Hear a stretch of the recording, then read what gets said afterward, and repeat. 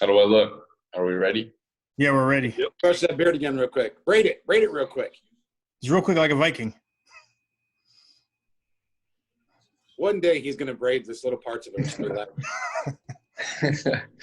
Well, the first time I grew it out, it was, full belly beard and just maned out. And yeah, I had, one or two. I just get bored and braid a section out and just leave it there, forget about it. The problem with that is you forget about it, you take a shower the next morning, you go to run your brush through it, you catch that braid. Ooh. Yeah. Oh, good time. All right. So, hello. This is CRAVIN IRON Podcast. This is episode 27. So today I invited the Demo Crew Elite, actually Sledge, Demo Crew Elite members. You guys been elite for what, February? Like April. Yep. Yeah. Yeah. So for those that don't know what Demo Crew Elite is, Brooke, I hear you know all the details, but what does it mean to be Elite 8 compared to just Demo Crew member? It's definitely like an honor to be chosen. I just feel like, it's you put the work in and you almost like we live it. Like that's just kind of what we live by, hard workers. So I'm assuming that, they see that in us and just what we post and what we talk about. Yeah, so when I was talking to Dean about it, he basically said that you have the sales part of it, but then you have the personality part of it and just the social media part of it, right? And it's how active you are, how you represent the band or the brand and the supplements, how often you communicate with people, and obviously sales are a little bit involved, but it's just overall. And what he said was you guys were here, like most of you guys were there from the beginning. And you guys pretty much are the overall. You guys are the definition of like a demo crew. So that's why you guys were chosen. Real hardworking motherfuckers representing this company. So give you kudos. One day I'll join. But anyway, so who we have here is Jason, Steve, Billy, Tony, Brooke, and Cody. All the lead members. So what I would like to do is first thing, because I know there's going to be a lot of Demo Crew members watching this. I'd like to get your guys' opinion on how it changed from being Demo Crew to being elite, like how it changed your life and just communication with each other. Because I see that you guys are so much more closer than you used to be, And I know you guys are communicating outside of like Demo Crew Facebook page and stuff like that, and seems like you guys are closer than you guys were. So, Absolutely. Yeah, Jason. I don't like any of these motherfuckers. Huh? Yeah, right. Tony likes Miller Lite. I can't stand him for that reason. I'm drinking Yingling tonight. I saw Yingling Light. I saw that. Tony, you just keep ruining the shirts. Like, just chopping No, them. I make them better. Man, let me tell you. I think it's an improvement, actually. I'll agree with you on that one. You think it makes you look bigger, but it doesn't. I've got to do something. Tony, I got to ask you, though. I am in long sleeve shirts, work pants, and work boots all day. So if I'm off, Yep. you're going to put me in a pair of shorts, a cutoff, and a flip flop, and a backwards hat. Anytime. It don't matter what we're doing, that's what I'm wearing. Like, my wife gets mad at me because we'll be going somewhere like to dinner and stuff, and I'm throwing on a cutoff. She's like, no. And I'm like, fine. Let me go get a sleeve shirt. I'm in long sleeves or polos all the time, man. So I'm off. I got to be comfortable. Yep. And I always buy two of each shirt. So one of them ends up like this, and the other one's a sleeve shirt. That's a good idea. That is a good idea, actually. Fucking Tony living in 2030 over there. Yeah, so, I'll do anything to get out of 2020. I mean, John's not here to defend himself, but John already buys like 3 or 4 of each. Yeah. Oh, dude. He Y'all buys know them. they got his fucking order ready when the Dude, they know when they're coming with a release, they're like, all right, we got John for this entire order. Let's just track up. All right, we're good. Yeah, it Yeah, doesn't money. matter if anybody else buys anything. John's gonna fucking sell us out anyways. well, they do the they we need to order this many. Okay, well then add John's into that. Yeah. Yeah, he's not even including the projections. He's separate. Yep. Oh, Jesus. So, Tony, let's start with you. What changed from being just demonstrated? And I don't know. I think all of us, we're on the chat and we talk daily, in and out. We fuck with each other. I think we become more of a family. We actually got to be more personable too with 40H. We have a call and stuff that happens. I think it just gives you a little bit more motivation and inspiration in order to move forward and get other people in order to join. I've had a lot of guys reach out to me, and I'm sure these guys have too, wanting to know how you become a lead. Because I'm just a basic redneck. I don't compete. I don't do powerlifting, but I support the brand 100%, the products, and that's pretty much what I portray to them is you're going to be behind something, be loyal to it. yeah. And what about you, Brooke? What changed for you? Nothing. She's always been privileged. I mean, I got to go to headquarters, so. Get to go to headquarters and work out with Dean. You probably took me to dinner, like you were saying. Yeah. Yeah, it's been really cool. I mean, it's kind of nice too. Like as like the female of the group, I think they picked me because they knew I could handle Tony. I could like kind of keep him in his place there. Well, you keep threatening him with a chainsaw, so. But no, I mean it's nice because like I'm more the quiet one, and like I wasn't really on Facebook that much. I was just more on Instagram, and then once I talked to Carly and Dean, and they told me I got picked and everything, and I got to meet these guys. I kind of like took little tips from them too, and started trying to be more involved in the Facebook page, and I started getting to talk to them more too, like with the messenger group. So, like Tony said, it's like a family. Yeah. Yeah. What about you, Steve? I noticed that you've been a lot more active. Like before Elite, I didn't really. I'll echo everything Tony said. It's a family. We all talk every single day, and and even outside of the Axe and Sledge stuff, all 8, we'd all do anything for each other. But as far as after being promoted, you see people asking questions, and it's nice that they got more people to go to.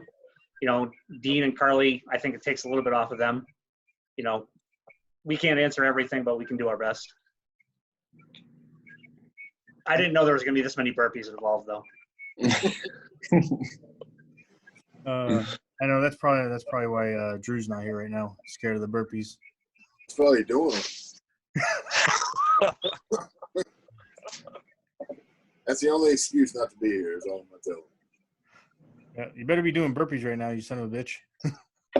Absolutely. What about you, Jason? Like this, I'll go with Tony as well. I mean, obviously, we became more of a family. We talk about pretty much anything and everything with each other. Always there. We always support each other. Everybody on the page and the Axe and Sledge page. It's really great. The only thing that changed most for me was getting a little bit more sociable on my social media. And I post a picture here and there, just because, but I really didn't do much. But now I'm a little bit more out there saying, hey, and then I have people asking me all sorts of questions: how to become a lead, what's it like to be a demo crew member, how to become a demo crew member. And I just point them, hey, here's a page, sign up. The worst they could say is no. But if you don't try, you'll never know. I mean, you got to do it.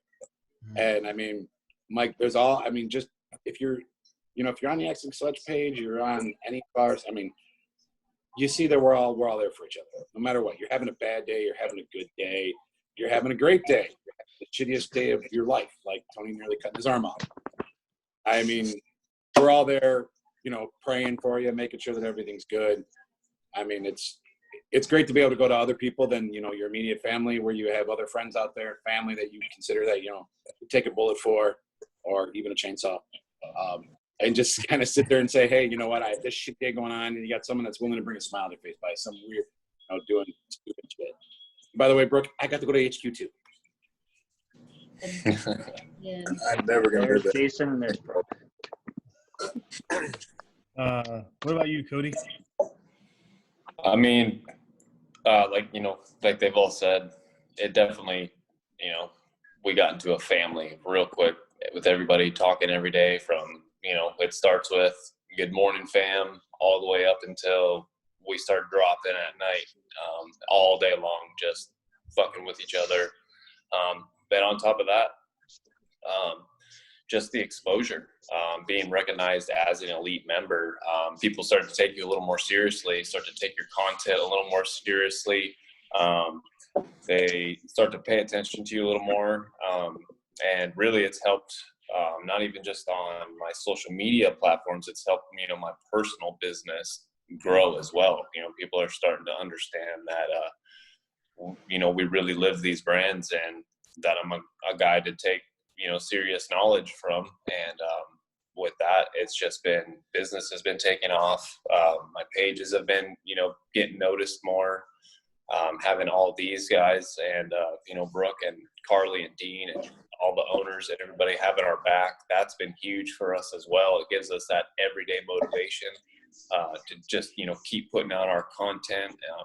Even when we're having bad days, like they said, we reach out, just say, hey, I'm not having the best of days. And within 5-10 minutes, there's enough memes put in that messenger board that it's impossible for you to continue your day in the same shitty mood. So just having this network of individuals has been life-changing on such a positive scale.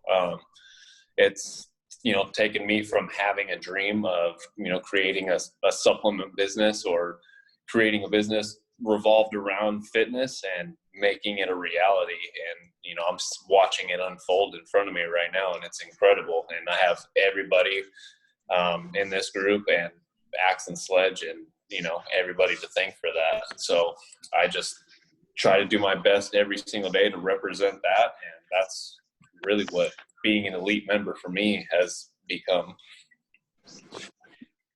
Yeah, that's great. Billy, you're up, bud. Yeah, like a lot of like what everybody else just said. I think as far as being like put on like a higher level, it is exactly that.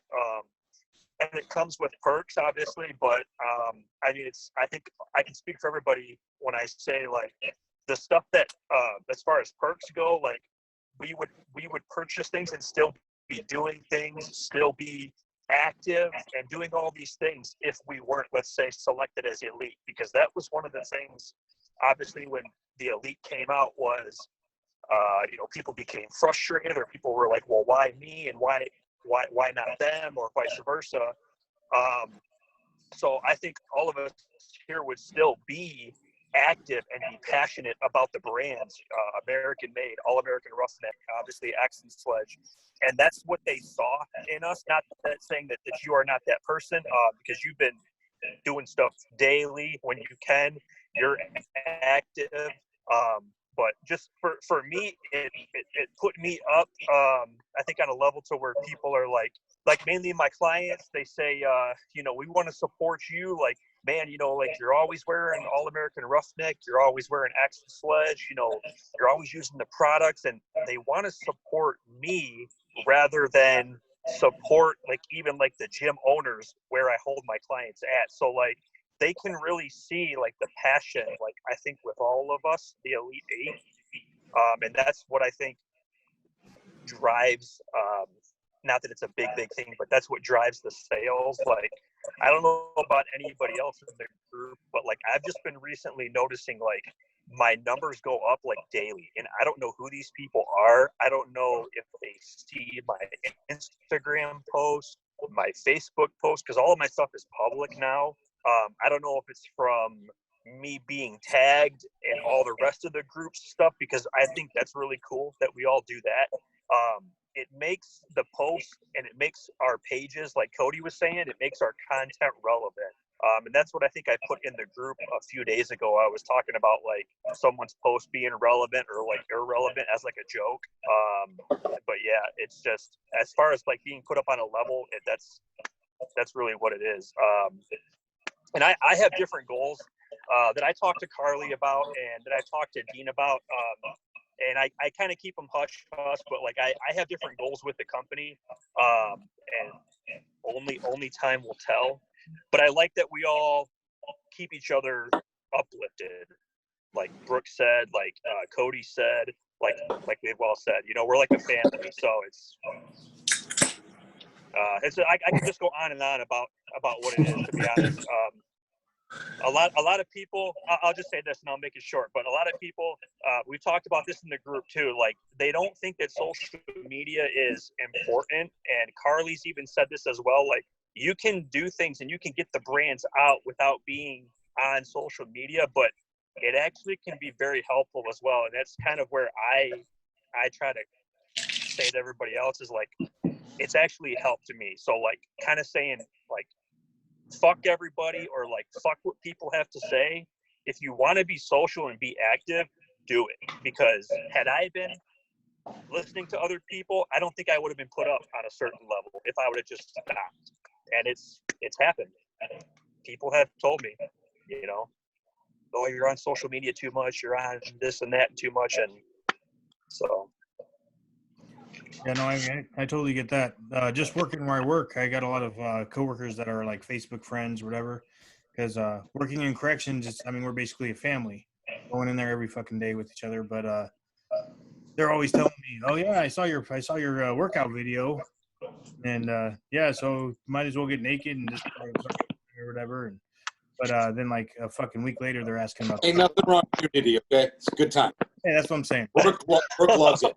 He keeps Gay asking. for pay, baby. Yep. Gay for pay. Drop your pants. Fuck it. No, I'll piggyback off something that Billy said. You know, as far as becoming elite, I think one thing that didn't change for any of us, and I think all of us were probably surprised when we got the phone call. I know I was. I got the message from Carly like, "Hey, are you free for a phone call Friday?" I'm like, "Yeah." That's what I thought. But we've all been taking these supplements since they started. We all believe in them, and nothing's changed from that. And if none of us had made the Elite Eight and they picked 8 other people, I feel confident saying none of us would have stopped using them. Nope. Yeah. That's a big thing. I'd still be repping these brands 100%. And I think that's one of the reasons why they saw it in us to, promote us up. They could tell at the end of the day, regardless of status or not, that we were the individuals that had been there from the beginning and helped them start to create that buzz and help spread the news of Axe and Sledge and American Made Nutrition. And they, gave us the recognition of that. Well, see, that's one thing I can honestly say just by someone that wasn't there when it first started, right? One thing that I know when you got promoted, I knew exactly who all of you were already. You know what I mean? Yep. So that's my biggest thing is like I knew who you were, I knew your personality, for the most part. But that just shows you right there, like back in the day, it was only certain people posting all the time, so everybody knew everybody. It was like a small town, right? Right. Now it's becoming a little different because we have a lot more new members, and there's a lot more posting. But like when you guys got promoted, like you were it, like you guys owned it, you guys deserved it, 110%. Because you guys represented it in a certain way, like motivating me and a lot of other new members, right? Just by like, okay, these guys are really active. These guys are actually like representing right, and that's what made me start. I hated social or demo crew, hated it, fucking hated it. Didn't like doing videos. Thought it was weird. My wife likes watching TikTok and shit. Thought that was weird. Don't get me started on that shit. I can't get into TikTok. I don't deal with TikTok. Sorry, I got 2 social media platforms. That's all you get. fuck it. Yeah, I can't do TikTok. Nope. I've got TikTok because my oldest boy is like a TikTok master. So do you have TikTok videos? Wait. We've never seen these TikTok videos. Yeah, wait a minute. Not yet, but in the future, he wants to do one with Dad, so it's probably going to happen. It's going to be retarded, but it's going to happen.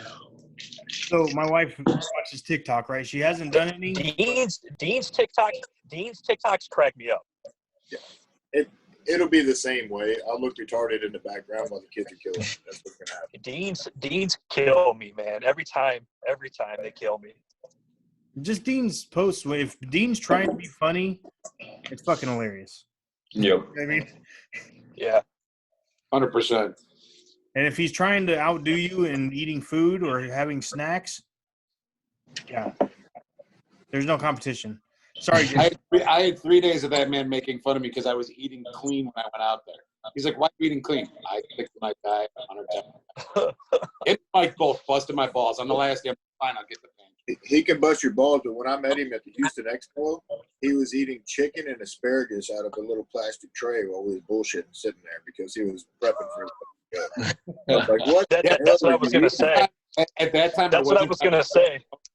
He But I was either like- was eating it because he was prepping for a show, or it was because he was at an expo where people are supposed to eat healthy. So he had to be like, I got to make sure I'm eating my chicken and asparagus, and I got to. Yeah, I wasn't prepping, but I'm like, I know Shane's going to be taking pictures. I'm going to be on a YouTube video.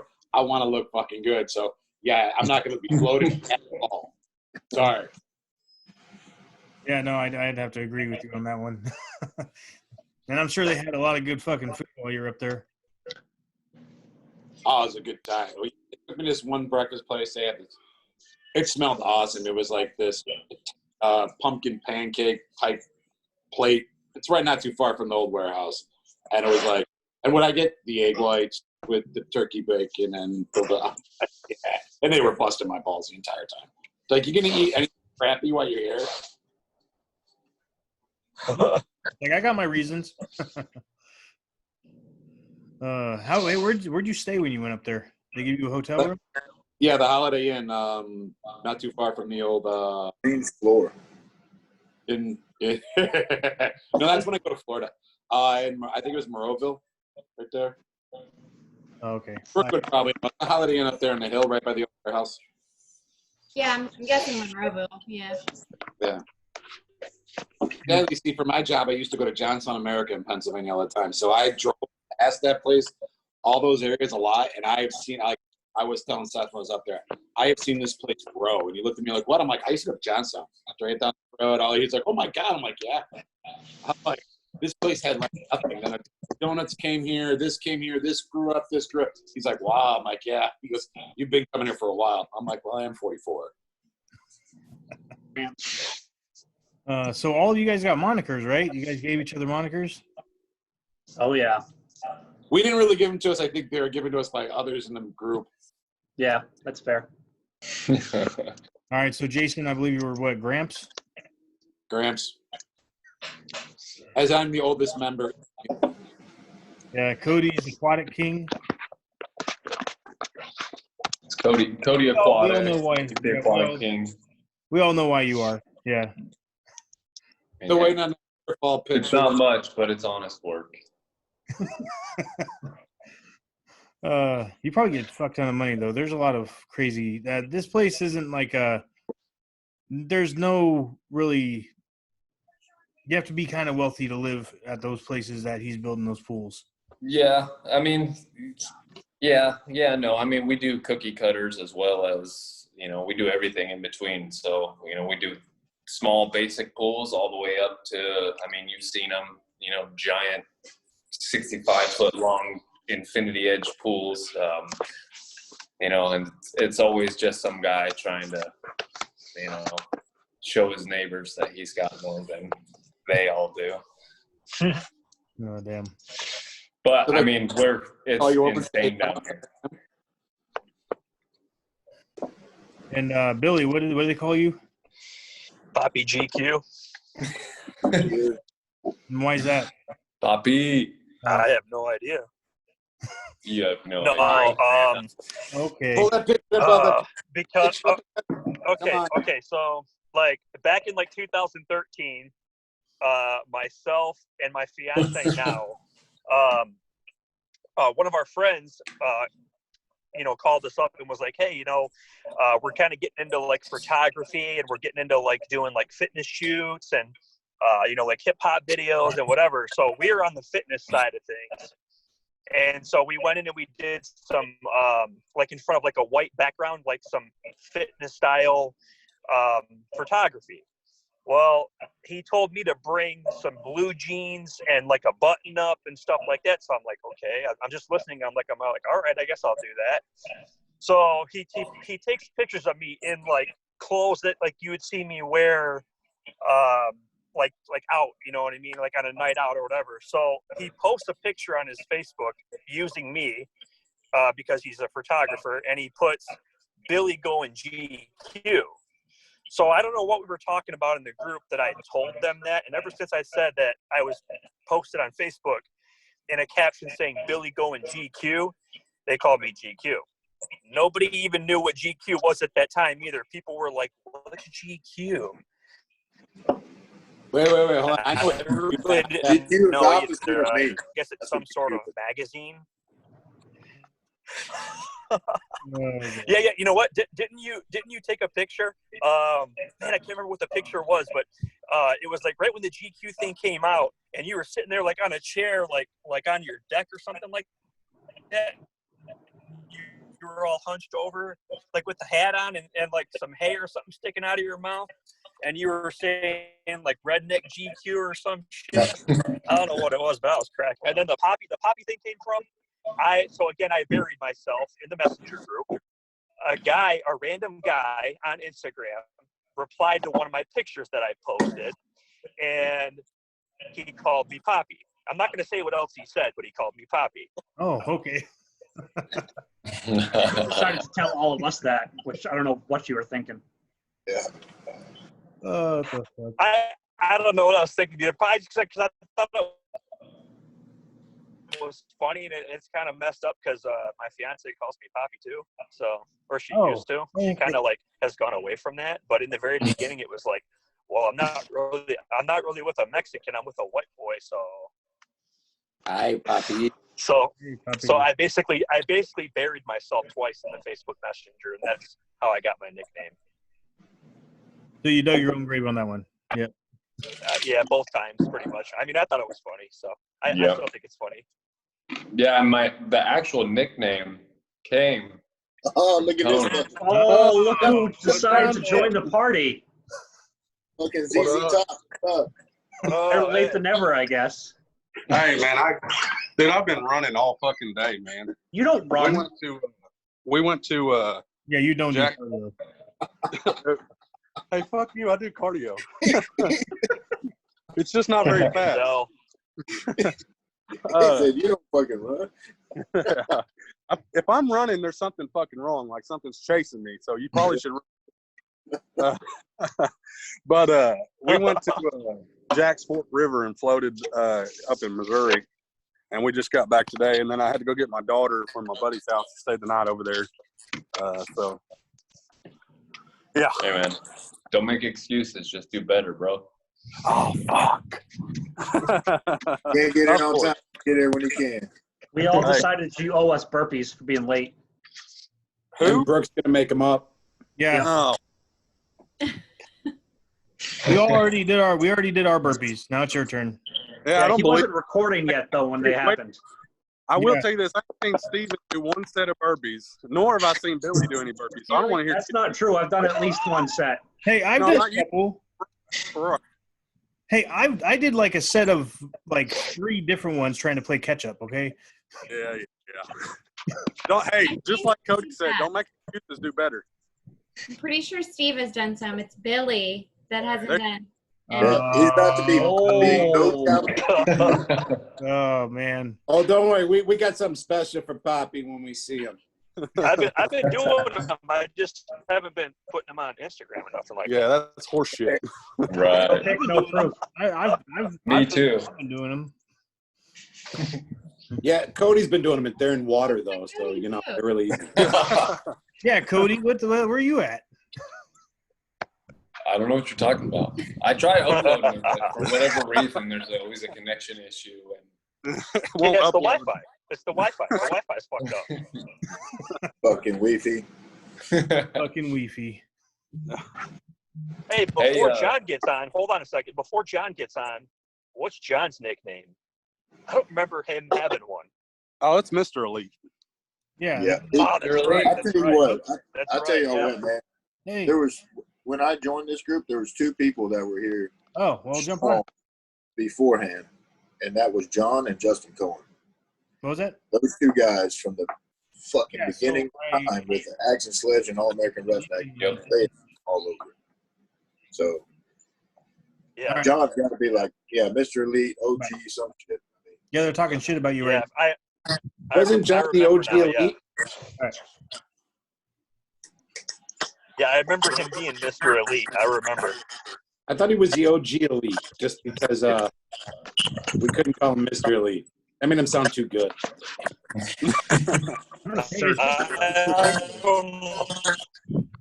It's those videos he posts. He's like, he's standing in front of the camera. He's just so professional. Like he recited it certain times. I'm starting to think that Bob and Seth don't even have some of the clothes that he does. So Probably true. Actually, I can verify that. When I was up there, Seth did tell me that John has more shirts than he does. And there's shit that he wears that he goes, I don't even remember making that. John's the I karaoke king. believe that. yeah. Oh, karaoke. Karaoke. That's what we got in the package. Yeah, that's right. Start calling him Dance Dance Revolution. DDR. DDR. Rum chata, he likes his rum too. Oh, boy, does he.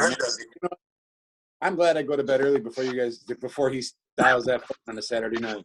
Dude, it was going off last night, and I was going to lay down in the tent. I was like, there's no way. I can't stay up any longer anyway. And plus, it would have just been a shit show anyway because I was fucking trash. I heard Michelle was last night, too. So. I've seen the pictures. She looked pretty rough. Yeah. My wife, she's like, hey, John's calling you. And I'm like, don't answer it. I'll go to sleep. Just don't answer it. Don't answer it. Be a shit show.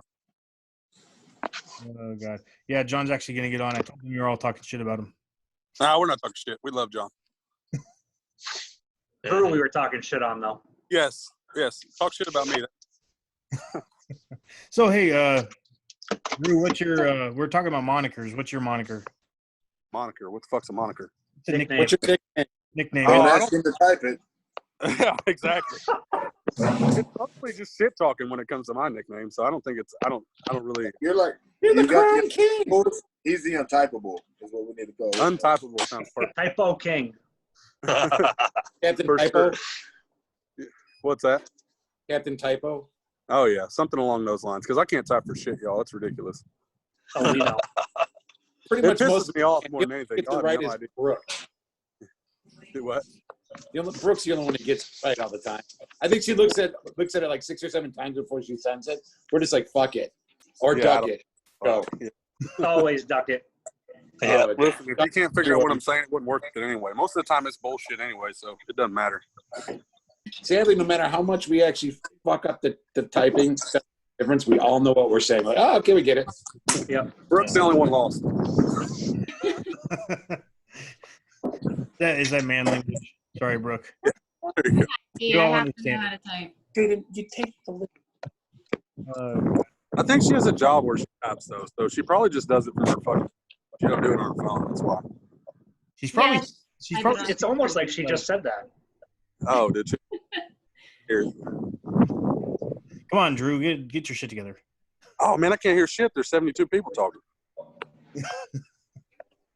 Not anymore because I got it all quiet now. All right. So hey, Brooke, how'd you get your moniker or nickname from? I'll just skip past mine. No. If you don't tell it, one of us will. Yep. Well, I kind of went through this they asked this in our like elite call with Mike and all of them the other night.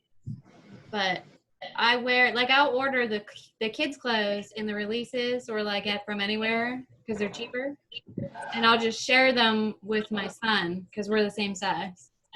So I think that's kind of how it got started. Yep. I'm pretty sure it's along those lines. Tony said something about 4T, and then kind of. And then she did that photo shoot, so then it became 4GT instead of 4GQ. Oh, Yeah. Yep. She's a little more high end now. Yeah. Yeah. Oh, she's always been high. No. You're promoting. You see the messages that I get. Like when I'm there, I can't look at my phone a lot, and then as soon as I leave, I just look through all the. Oh God. What's up, guys? Can you hear me? Yes, sir. Yep. Holy crap, you're here. I literally fell asleep on the couch watching Mr. Deeds. And Mr. Cody's eating Deeds. again. Sorry, guys. Right? How's everyone doing? Good. Good. Paradise. Oh, nice. Hey, John. John, so since you're on, I just have to say, you got to grow the beard.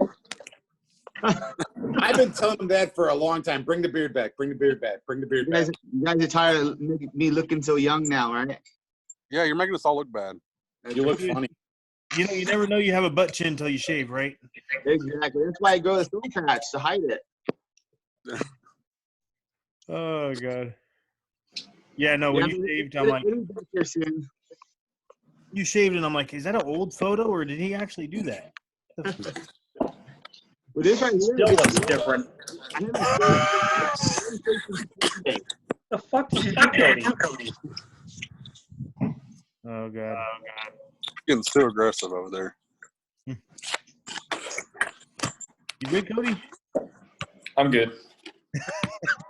Trying to get my phone to stand up with the phone charger in it, and it's just not working out. It looked like you were Bravo right for a bus. second now. You're making me think I'm more drunk than I am, man. I feel drunk and I haven't had a drink in 10 weeks. That's probably why you feel drunk, man. You need a drink. That's how I you gotta wait 12 more days. It's like battle fuel. Now there'll be a half a glass of tequila tonight before the show. Yeah. So hey, when's your show? August 22nd. It's coming up. Fuck yeah. He's gonna kill it too. This dude's 12 more real. days or 13 more days from today. I could come in as a heavyweight, hopefully, unless my body decides to speed more up than it already is, which hopefully, God, that doesn't happen. So right now you're just trying to like maintain, right? And then you're gonna. Yeah. Yeah. I went and took one of those tests to find out what I was at, and it also give you metabolic rate.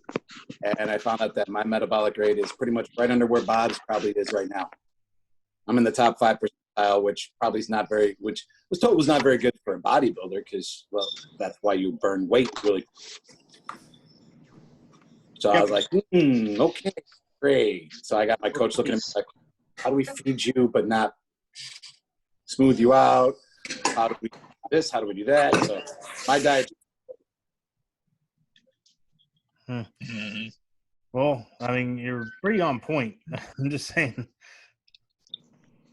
When I get it in my mind to do it, it's just done. It's like, okay, I go through it. I don't care. 10 weeks, 16 weeks, 12 weeks. Hell, I've done a 6-month prep before. I did the old school 6-month prep.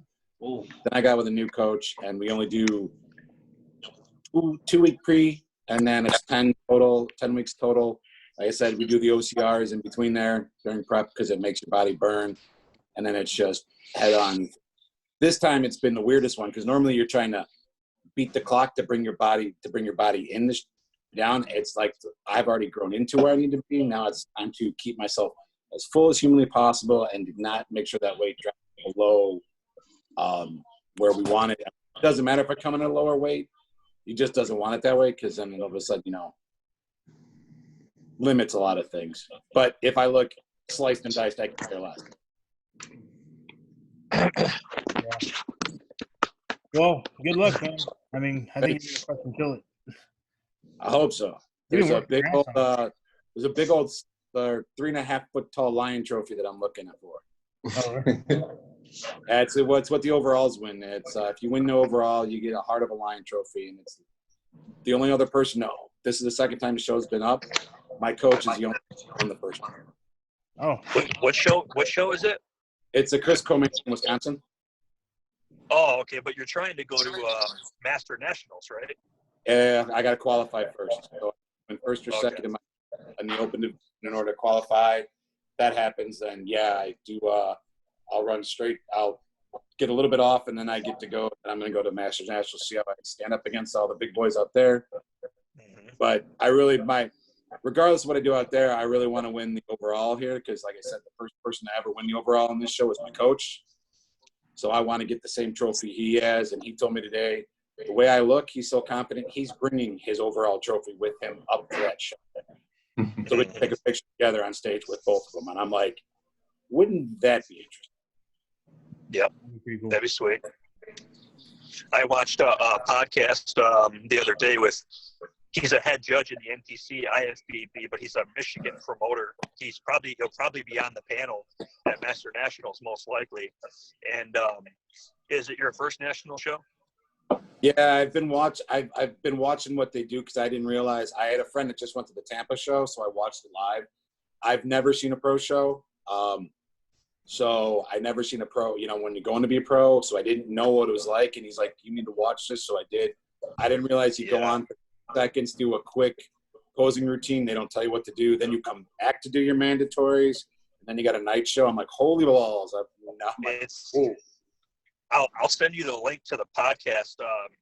It's informative. Like the guy tells you a lot of stuff without giving you like all of his arsenal or like words that he has about being a judge, but like he straight up tells you like when you're in line, like so you're gonna have a heavy class of people in it. It's all like that. When you're off to the side and you're waiting to be like first call out or you're waiting to be second call out, even whatever it is, don't look like you're waiting for a bus. Like, don't just stand there like you're catching the bus. Like, hold it tight, hold your front relaxed, because they could do the first call out, and the first 5 guys that come out, they could be like, you know what? Let's have somebody else come out instead. And now you're a first call out. So if you're standing there tight and you're hard, they may call your name if something like that happens, you know. But if you're standing there and you're like trying to catch a bus and you're like looking around and like just looking at the women in the front row or some shit, they will not look at you. Yeah, my coach, I know one judge actually, and then my coach flat out said, I don't ever want to see you sitting on that side without doing being a full front relaxed pose. If I ever see you lining up, you're going to be, he goes, you think prep is hard? You think working out with me is hard? I'm going to put you through the ringer. I'm like, he goes, because that's my name that's up there. I'm like, yeah. If that's the only rule I have to follow, and the other rule is never lie to your coach. You can lie to everybody else in the world if you want, little white lies, whatever. Don't lie to your coach, because you guess what? When you fail or something doesn't work out the right way, you're going to have to come. So, I mean, yeah, those are the 2 things, the 2 rules he has to stand by. So I'm like, screw it, that ain't a problem. Another thing he said too. Yeah, another thing he said to you real quick, I'll just tell you, I've always been this way because I've always thought like in the morning show, even at state level, don't go and eat a whole fucking house between prejudging and the night show. Because number one, they're going to take your pictures for your individual routine at the night show. And some of these guys, they're like, okay, I'm going to win my class. I'm going to take first in my class at the very least. So I'm going to go eat a big-ass burger at Red Robin. I'm going to go to Five Guys. I'm going to do whatever. The judges, even at a state level, can rejudge at night, and they will not say a word. You won't even know. Yeah, the night show, if you show up a bloated mess, and like let's say I'm behind you by 2 places, but I come in hard, I eat chicken and rice. When I got between the morning show and the night show, I can take the class and the overall because I held my diet. My prep the diet for me doesn't end until after I get my whatever. So until they call my name, put the trophies on me, doesn't matter. Even if doesn't matter. So it's like literally I have meals prepped. They're gonna be sitting. My in-laws live in Wisconsin, so with my wife and kids. They'll have all meals ready for me. So it does. Yeah, that was for my. It was like he looked at me. I mean, I took first in all the divisions I went into, but it was like he looked at me and goes, "Your diet does." He goes, "Until you get that trophy put in your hand or on your feet, your diet doesn't end until then." Yep. I'm like, 100%. okay. He's like, yeah. He goes, you think? He said the same thing you did. He goes, you go out and you eat that big old pizza or all that crazy stuff. You come back with a big old bloated belly. You ain't gonna win the overall if you're in it. He's like, ain't gonna happen. Somebody else is gonna take it from you. Yep. He's like, you're nice and tight. You're gonna stay that way. He goes, in a worst case scenario. But I will tell you one thing. I will be using actually hydraulic when I'm pumping up to get that nice little 4-hour pump. Because, I mean, it's going to be phenomenal. Just dry hump 2 of those things in my system and just start pumping up and go. Have all that stuff. Yeah. My coach did it for this last show. I mean, he could – everybody's like, holy crap. The more he posed, the bigger he started looking because the more the blood started flowing in there. He's like, oh, my God. I'm like, yeah. I go, you're not going to bleed out any water because you got no water in your system. I mean, the last day before the show, I think I get a total of like 8 ounces of water the entire time before I go get up and show the next day. Now, the longer you're up there sometimes, if you're just keep squeezing and holding, you're actually going to transform on stage. And some guys might appear even softer, and you're just going to keep getting harder because you're holding, you're squeezing, you're posing. So my last show, I did novice, masters over 35, masters over 40, and then my open lightweight. I was a light heavyweight. The categories went novice, then I went masters over 45, masters over 35, masters over 40, and then my body. I was up there for the first 4 categories. I didn't leave it. They're like, "Do you need a break?" I'm like, "No." They're like, "Huh?" My coach is sitting right next to the judge. He's sitting. My coach knew all the judges. They're like, "Why don't you come sit with us?" So I'm on stage, and I'm like, they're like, "Does he need a break?" My coach goes, "No." He's posed for half an hour to an hour a day for the last 10 weeks. He doesn't need a break. Just get through all these categories. And there's nothing greater than when you're sitting there and, like, you go to the next category, and they move you, like, over to the left to get everybody on stage. And before you get set, they'll call your number to move you to the center. You're like, you guys didn't even get set, and they're putting me in the center. Okay, I like that. Yep. I'm hoping that stays again this time. Yep. It's going to be really interesting since the pandemic, how this all goes down. Yeah. Are you going to let an audience? For sure. Yeah, the audience is they can come in, they'll get a time frame of when I'm going to be there for prejudging. They'll come in, they get to sit there, watch me, and then as soon as I'm done, I have to leave because of the regulations for how many people are allowed in there. And then at the night show, they said that they're allowing the maximum amount of people in there. You don't usually get 50, pretty much. If you're lucky, you do. And then it's basically, they sit there. They said you social distance if you don't know the people, but if you do, you can sit next to them. It's pretty much your choice. They're going to leave it up to you guys. They said there's more than enough room for all of us athletes up there to stay apart, do this, do that. So you have to wear masks inside. So my wife's got one of those circuit error machines where you can make your own vinyl decals or iron-ons. So she bought all these black masks, and she have my coach's his Beyond Human Fitness is going to be sitting on the side of the mask, so it's like they all wear the same thing. That's pretty cool. Yeah. So anybody else thinking about competing? Billy, what about you? Are you going to think about competing again, or? Probably next year. I was going to try for my first national show this year until the pandemic hit. So I wasn't going to waste my time trying to go from like one gym to another and kind of guessing this year. So I'm just going to put it on hold. And then hopefully 2021, there will be an Arnold Classic, and all you have to do to qualify for the Arnold Amateur is just compete at a show. So I could go and compete at one show in Michigan. No matter what I place, I can go to the Arnold Amateur, which I may try to go for now. I thought the Arnold, since it was a national qualifier, you have to follow. There are new rules that says you have to qualify first or second in your class to get to compete there. Maybe, but I know last year. That's what the NPC put out this year, is that if you win first or second in your class, you are qualified for the rest of that year and the following year. So it's if I get first or second in 12 weeks, I'm qualified for national show all of this year and up until December 31st of next year, which affords me every national show. Now, before it used to be you're qualified for 2 years. You do a national show. If you lose, you're no longer qualified. You have to requalify. Now it's you do one show, win first or second, you get the rest of that year plus the next year. So, and I know the amateur is a national qualifier. So, or you can win your pro card. That's technically a national show. So I think that's guidelines because I remember them putting something out right when this pandemic hit. So then I might have to pick a show out of state or something like that because there's in Michigan before the Arnold, there's really nothing. I mean, so I would have to qualify. I'd have to take first or second at least in middleweight and then go from there. But that's what I'll probably try to do. I don't know. We'll see. I'll tell you what, Wisconsin shows, and there's a few in Illinois. There's one in Illinois that if you can get here, it's right out the gate. It's the very first one of the entire season. It's a national qualifier. Okay. And as long as it's a lot where people get their feet wet because it's not a bigger one. But a lot of people that want it now because of new regulations, they come out and try to do this one because they're like, hey, I could do every national show from, I think it's March. No, not March, May. I think it's February. So it's like I could qualify in February and I could hit every national show from February this year until December of next year and try to win my pro card for the entire time.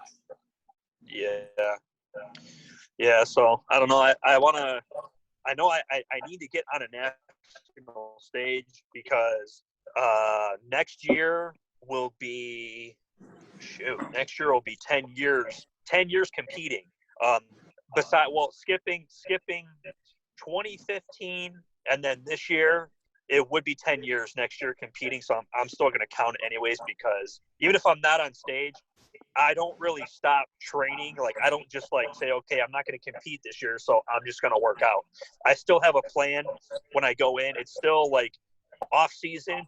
You need to grow your back. You need to grow your biceps. You need to grow this and that. Like whatever the judges say from last year, July 2019, if they told me you have to have bigger triceps, you have to have a thicker back, whatever that is, that's the whole rest of the time is what I'm working towards is that. I'm not really working towards like dieting down, but I'm still like I'm strict to a certain point when it comes to the training and then like as long as I can be like with the eating, you know. So, but I need to get my feet wet on a national stage because like time is running out basically. That's how I feel. And you're talking to a 44-year-old that's just well, yeah, I mean, no, he looks good. His legs are split and his back looks good. So, I mean, that so like looking at that, and then like my training partner before this pandemic hit, my training partner got his IFBB Masters Pro card 2 years ago. Yeah, 2 years ago because he competed in his pro debut last year, 2 different shows. He's 52 years old. He's shorter than me. He's Mexican, so he always looks tan. Like he's got that tan brown skin. The dude stays veiny. I know. I wish I had the same thing. But no, I mean, looking at like Jason and then looking at my buddy Jeff, who's 52 years old, going to be 53. It's like, damn, like, I mean, just to say you have it like at that age is like a remarkable feeling, you know. Like you said, I took the judge advice. They're like, okay, you need your upper chest to be a little bigger. You need your back to be a little wider. I'm like, okay. So I went to work. I'm the guy that literally, as soon as the show's done Sunday, I'm back in the gym getting to work. Whatever the judges told me I have to work on starts day one. Usually everybody's like, I'll take a day off here or there. It's like, no, I'm going to eat like crap. I'm not going to lie. I'll go in and just pound all sorts of sweet. But that Sunday, I'll be in the gym working on whatever the judges told me I had to start that day. While my body's in a condition to do something, I'm ready to go. Let's go. I don't care. Yeah. If you listen to like a lot of the guys though, like I was listening to a podcast earlier. It was from 4 months ago because Luke Sando was still alive. But even like you can hear him say, like kind of like Seth Feroce too. All of these guys, I think that they get their cards so quick because they literally treat it like Wayne Gretzky treated hockey, like Tom Brady treats football, Michael Jordan treats basketball. Like, they literally say, fuck it, this is what I'm doing. I don't really give a shit about anything else. I'm getting that fucking pro card. And they have genetics. It is a genetic thing, and that's what the promoter said. The guy that I was listening to from Michigan, the head judge, one of them, IFBB NPC judge, he said at some point it's going to come down to genetics. That's what classic physique is. Classic physique is like a genetic division. So you can't just take, like, myself, wide-waisted white guy, but because I can make weight, I should go do classic just for the hell of it. If I don't look like Frank Zane or Leila Brada or someone like that, I will not win my fucking class. If some guy standing next to me looks like one of those guys. But to get to that, how do you know? If you get done with the first show, your first ever show, take the judges' critiques and say, well, I'm going to take a break now. I'm going to take a break.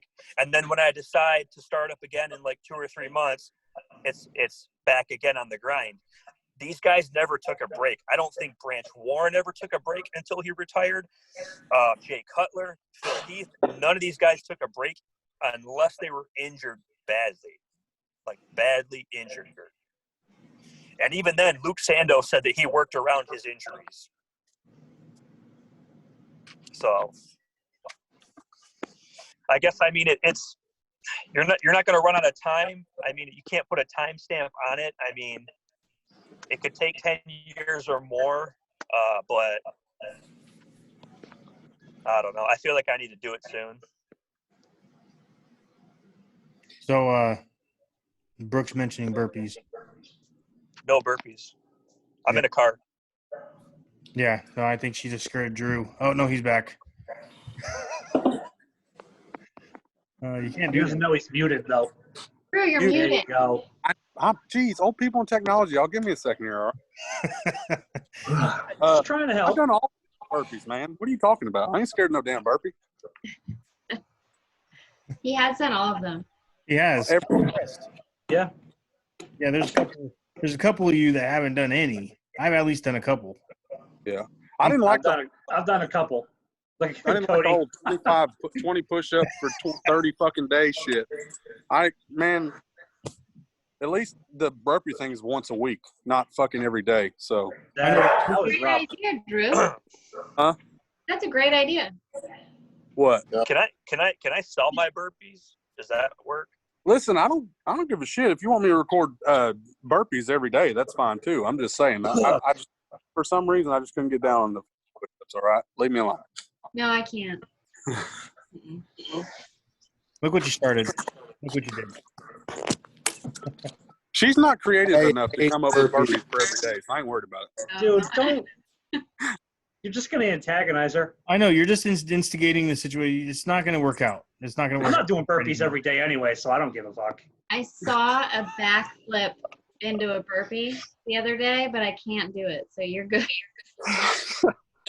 Yeah, I'm not trying that. No fear, man. You got to try it. You got to try it. What's the worst happening? You can't do burpees ever again? Maybe on the trampoline I'll try it. Trampoline burpee. It's not vertical, okay? It's not very high. There's no fucking back. Oh, God. So, hey, John, you're awful quiet down there, Mr. Elite. So we talked about what changed with, like, compared to when you were just in crew to when you became Action Sledge. So what do you got to say, bud? Well, what do you mean? What changed in your life, like when it came to getting promoted to elite status? You know, honestly, I've been getting more like messages lately about how I am the way I am, as far as like, you know, being positive, and kind of like the post I put up today, and that kind of like stuck out when I woke up this morning, because you know when I do my Sunday video, and you know sometimes you don't pay attention all the time. I feel like you. But one thing I do tell people now that we're in the elite, we're always being watched. Someone's always watching us and checking up on us. And, you know, the posts that we put out, they're important to a lot of people. You know, they you know, from all these reviews we put up, or just talking about or things in our lives, you know. And one thing I like about all you guys don't put bitchy posts up. You guys don't put whiny crybaby posts up. And shit, you guys may be crybabies in the background to your wife, and, you know, maybe with the politics or to, you know, anything, you know. But when I get on my face on camera, you know, I'm not going to bring you down. I want to bring you up, you know, and that's my goal, because I do remind people we do have problems, you know. We have problems. We have issues. How are we handling those issues, you know, in public, though? We have a major breakdowns, or, you know, like, you know, the people in the group, I like that we can vent to each other and share with each other, but we don't need to share with 1,000 other people, though, you know. And so, but there's a time to vent, and there's a time to inspire, you know what I mean? And that's why I feel like that what I've been doing has been motivating me just to keep trying to inspire and be positive.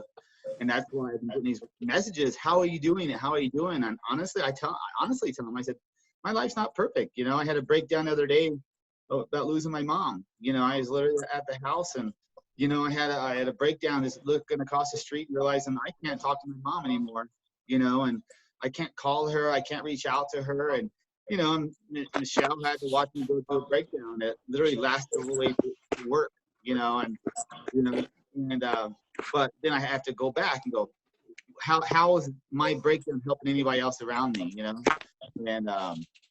And so I sucked it up, told myself, my mom wouldn't want me to break down for her. She'd want me to celebrate and be happy with her. And so, I mean, I feel like the elite group has kept me accountable to being a better person every day.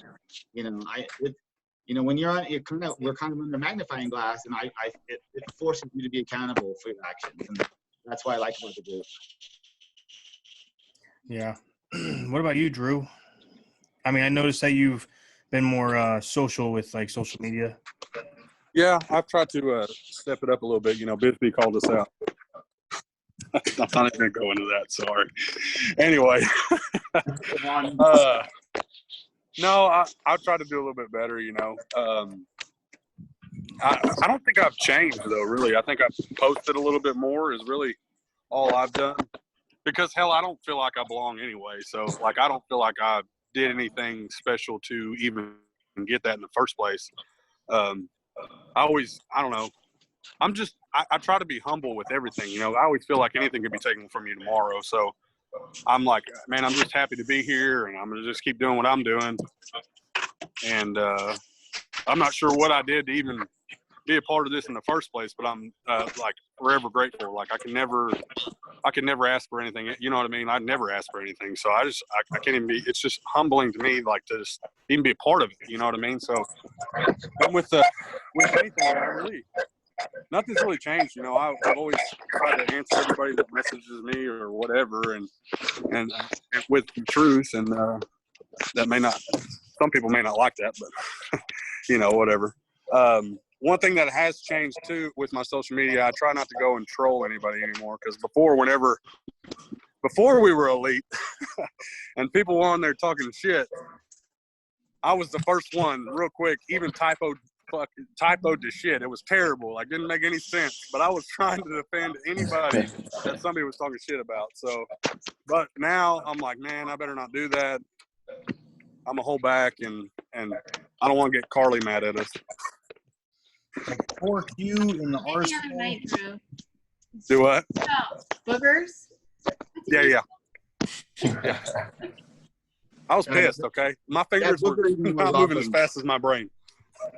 I think the only thing that changed for Drew is it's not more typos. We just see them, you know, more frequently now. That's all. Yeah, before you didn't know who I was. Now you do. Yeah. And he's been taking typing skill classes.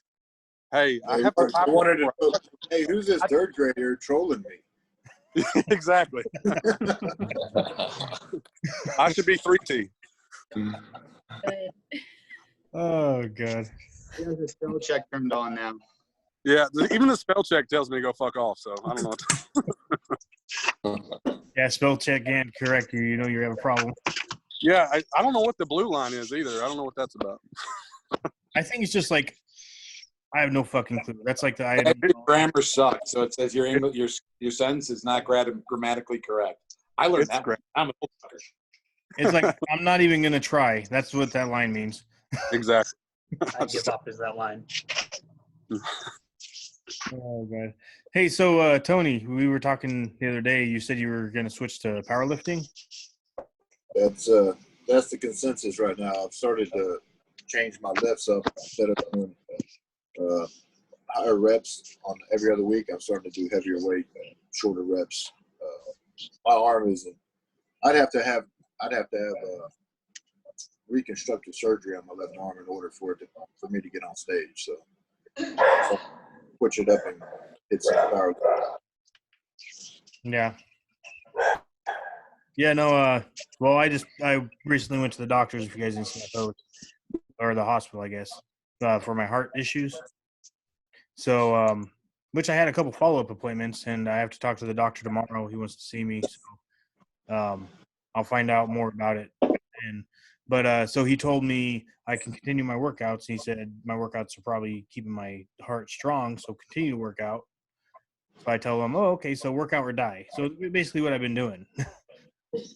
But anyway, so he told me I need to take longer breaks. So instead of like I have to dial back the intensity, and so I switched to powerlifting workouts where you take longer breaks, heavier weight. You know, I asked him if that's all right. He said it's fine, just take longer breaks.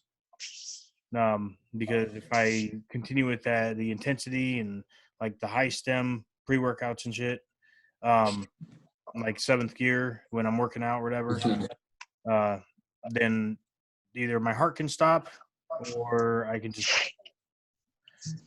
So I was like, oh, nice. So I switched to bodybuilding. And what sucks is the gym's closed in Havasu again. Cody knows. Well, kind of. He actually works out in a gym that's a fucking garage. It's a PMA. It's a private members association. So yeah. But speaking of that, we're open. So we're doing an event next month on the 19th. It's gonna be like a deadlift and donut day, and it's basically gonna be like a mock style competition. Entry to get in is just bring some donuts. It's just gonna be everyone's gonna be hanging out, but I'm gonna help sponsor the event. Reached out to the owner and told him, I'd love to set up like a hydration station of some sort, and I'm gonna do 4 or 5 flavors of the grind. Just so everyone has something good to sip on while they're at the event, and and obviously, and we're going to get them set up with. That's going to be our release date to let everyone know in the public that Iron Age is going to be carrying all Axe and Sledge and American-made nutrition products. So it's going to be a pretty badass little event. So I was meaning to reach out to you to let you know that that's going to be going on next month on the 19th. It's a Saturday. But it's going to be badass little, no one in town really ever does anything like that. So as soon as I heard that we were going to house something like that, I was like, I got to get on this opportunity and be part of it, born and raised here. So I was like, I got to be in this. And especially with being at Iron Age, since, he really first got going. Yeah. I respect that hustle of him wanting to expand and, get more members and shit. So be a great opportunity for people to come in, like you, and check the facility out and, see what the vibe's like and shit. So you say you're getting into powerlifting and stuff. It's the perfect place to do it. That's what he's set up to do. So. Yeah, no, I was actually looking into it because right now I'm going to Anytime and it's 24 hours. So, obviously. Right. Yeah. Well, yeah, same here. You get a keyed entry. So you just, put in your code and get in and good to go. Yeah. I mean, that's what I was actually looking for before Anytime. I was at Planet Fitness and it was fucking terrible. I was going to say they let you in there? Oh, dude. It was fucking terrible. So in Planet Fitness, what sucks is like it's judgment-free zone. That's what they say. But every time you try to do something to better somebody. It is the most judgmental fucking place there is. Yeah, so I see, there's a lot of elder that work out there. So there you see, I tried to help an old man out. He's probably like in his 70s, skinny dude. He was doing back workout, but he was doing it wrong where he was going to hurt himself. So I went over and I said, hey, you know, why don't you try it like this and see if it feels better? Because he said, I asked him if he's hurting at all because it looked like he was. It was just super fucking uncomfortable how he was doing it. Right. Anyway, so I asked him, or I said, hey, why don't you try it like this? And then he tried it and he's like, oh, that works out a lot better. I actually feel a lot better, blah, blah. I'm like, all right, cool. That's glad I can help. And then they came over to me. There was some dude in a fucking purple polo. And, he said, hey, just letting you know, we can't personal train in here. This is a judgment. Personal train. Are you fucking kidding me? Are you going to go help that guy? Because he was about to fucking kill himself. Nope. I'm just letting you know, sir. It's like, I get the fuck out of here. So, I switched to Anytime Fitness because it's 24 hours. But I was actually looking at Iron Age not too long ago because Anytime closed down. Right. So I was like, fuck, dude. I work out in my garage, but I only have 300 pounds. So I'm sitting there. Right. I'm deadlifting 300 pounds as much as I fucking can just to get a workout. No, he ain't gonna go home. Yeah, and fucking benching 300 pounds, you know, a couple sets or whatever. And it's just like, I want to fucking lift heavy. And you don't do so much. So I was actually, yeah. But, anyway. I see how you can work out in that garage when it's 150 degrees out there. I can't see how you do that. It's amazing. You manage. You get used to it, honestly. I see your workouts. You're like literally dripping sweat, like dripping, and it's like, so on top of your intensity, you're just like wet. You're just bursting wet. Yeah, no. So sometimes I try to work out at night because it drops like maybe 10 degrees. It's still like 105 at night on most nights.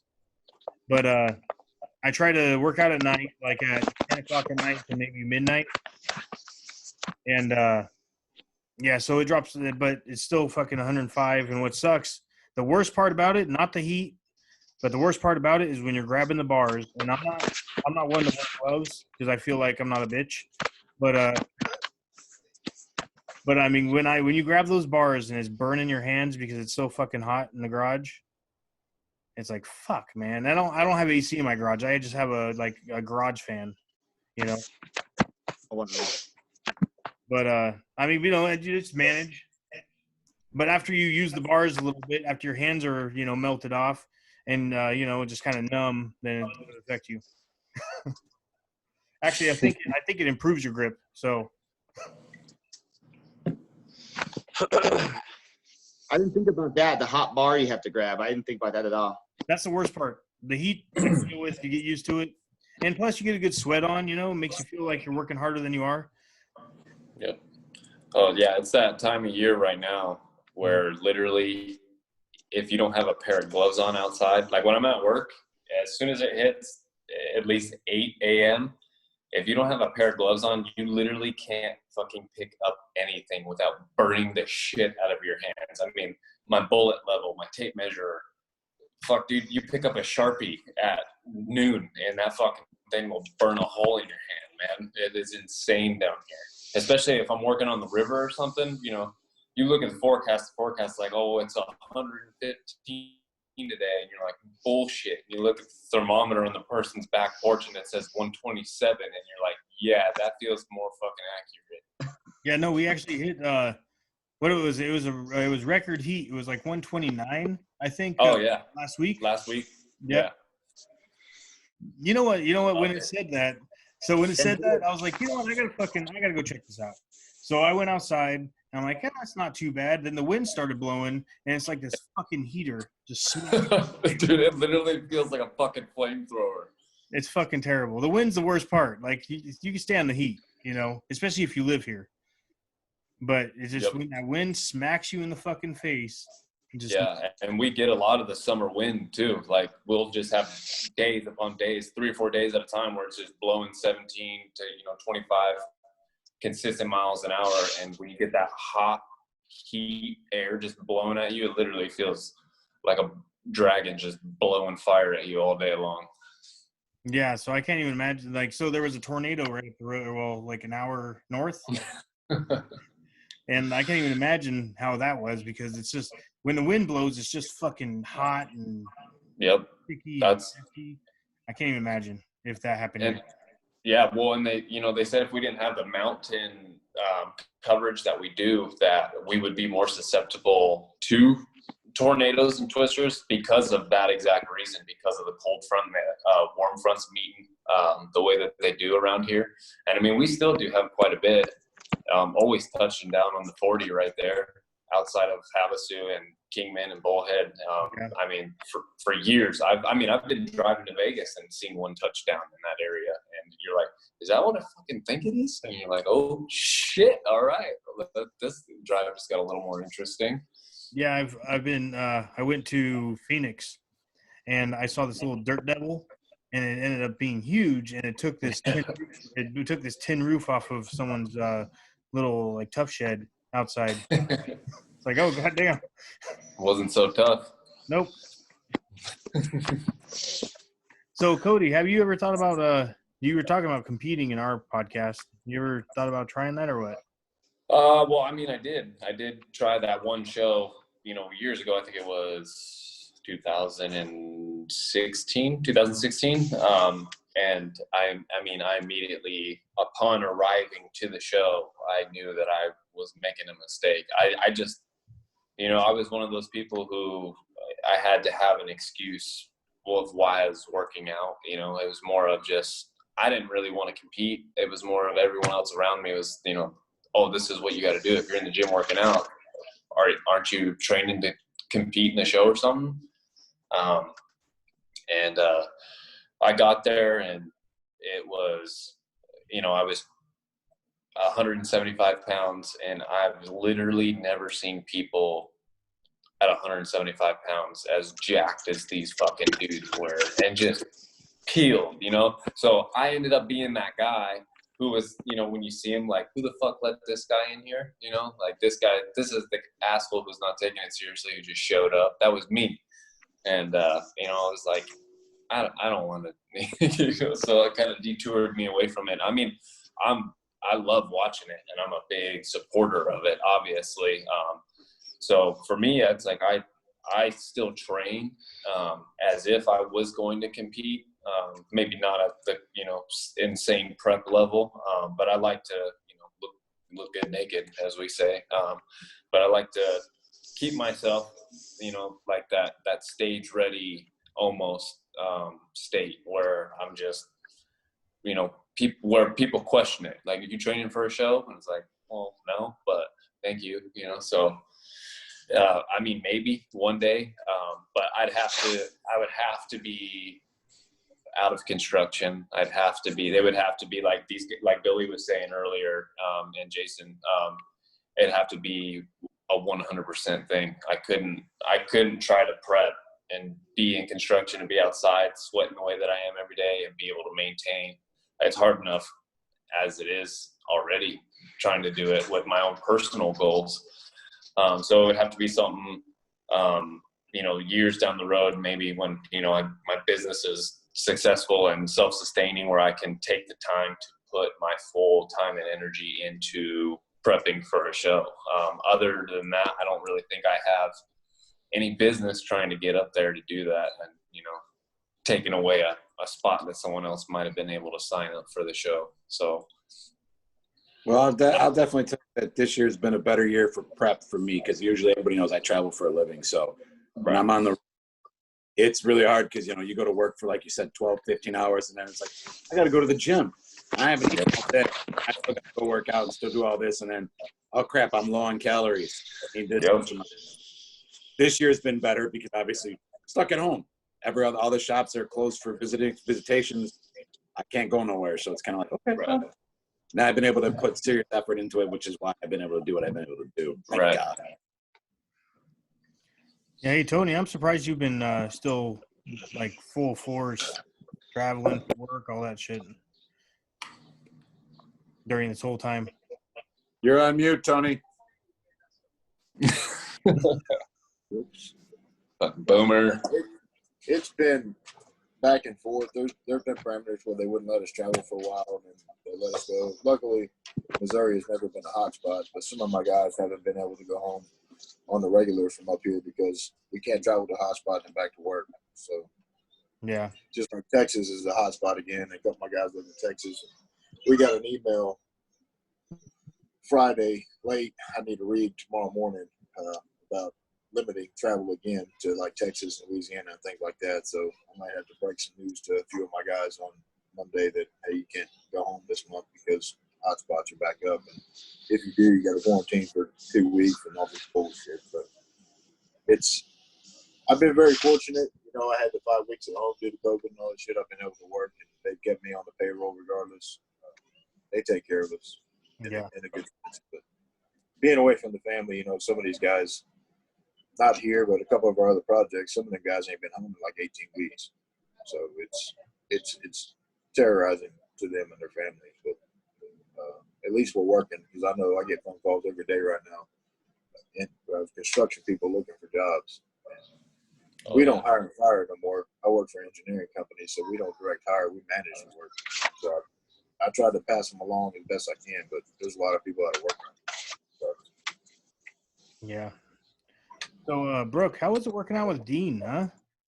Going to the facility, the new gym, all that new equipment? It was awesome. I actually hadn't been. So the first time that I went for Lies. The first time I went for the AMN stuff, I didn't go into the gym at all.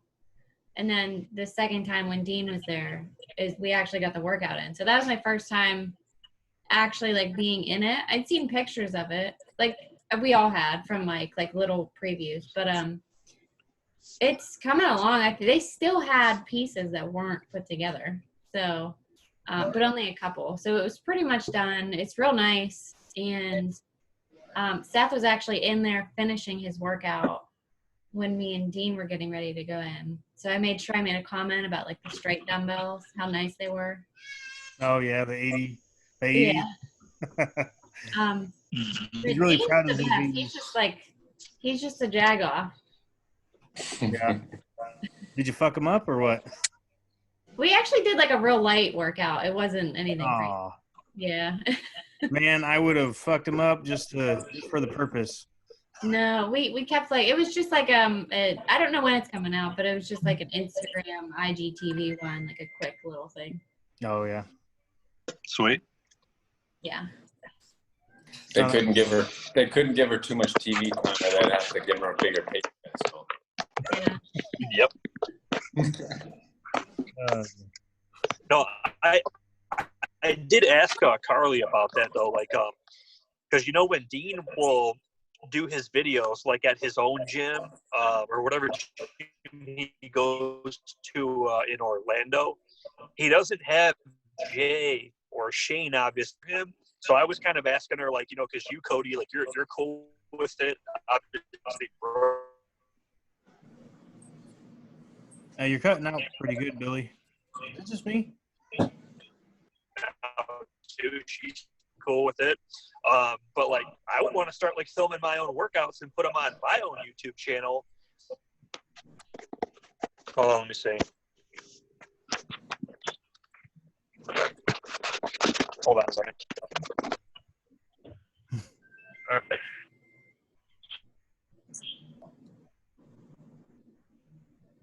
So, still cutting out? A little bit.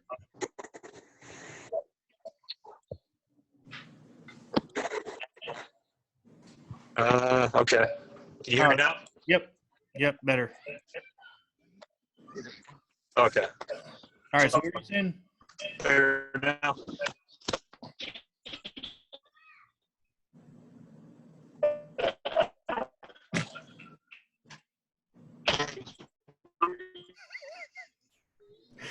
Hey, Billy boy. So I was asking Carly, like, you know, are we able to do that? Like, are we able to like be like as like elite? You know, you got like the Axe and Sledge page. You want to take away from Dean? Yeah. Say what? Is it just me? I don't think it's just me. Everybody just nod your head. Yeah. Yep. Exactly. I think he's running out of minutes on his prepaid phone. then Boost Mobile. Drive around until you find a better internet signal. Your Wi-Fi sucks. Fucking Can't Metro hear you now, as the PCS. Verizon guy would say. You can't eat seeds. Yeah, you can. Ew. Oh god. That is Chowing chosen. on a watermelon. Chowing on a melon. Nice. Big melons coated in melon. Yeah, this is a Cave City watermelon. Did y'all see that picture on my IG the other day? Yes. Yeah. That thing was a baby. It's huge. I guess they're known for it over there or whatever. Oh, so hey, I have a funny, or it's not a funny story. So do you guys believe in, it's kind of off topic from like everything, but it's one of those things that just got to tell people. So do you guys believe in like ghosts or spirits or like floating around and shit? Like that kind of shit? Oh, yeah, definitely. No, but I'm a firm believer that I'm going to haunt some bitches when I'm done. All right, so the weirdest shit happened. I'm not like a big believer in like ghosts or spirits or like sticking around. But so we were sitting there, or I was in the kitchen. I put my daughter to sleep, and when you're standing in my kitchen, you look down the hallway, you can see my daughter's bedroom, and she's 2 years old. And when she opens the door, you can hear it, and all you can see is like black inside of her room because the hallway lights off and her bedroom lights off. And anyway, so I put her to bed like 5 times, and she ended up falling asleep for like 30 minutes. I was in the kitchen. I think I was making like dinner or something, or a snack for me or something. But anyways, I heard the door open.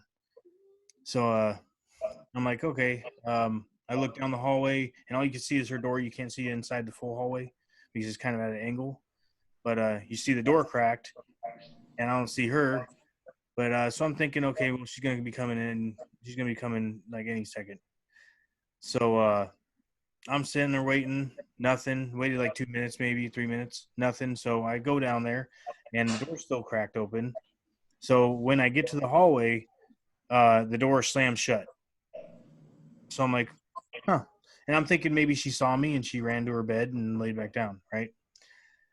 So I opened that door, and this was Wednesday, but I opened the door, and she's passed the fuck out. And then, by the way, it's just me, my daughter, and my son, which was sleeping on the couch where I was.